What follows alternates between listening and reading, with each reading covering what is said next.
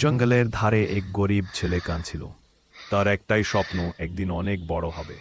হঠাৎ আকাশ থেকে ঝলসানো আলো নেমে এলো,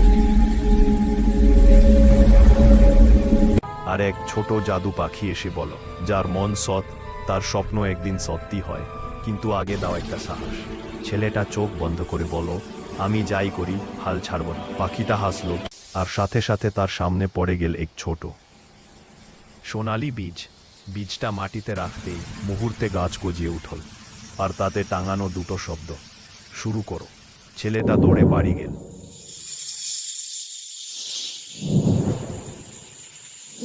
ভিডিও করে গল্পটা আপলোড করো।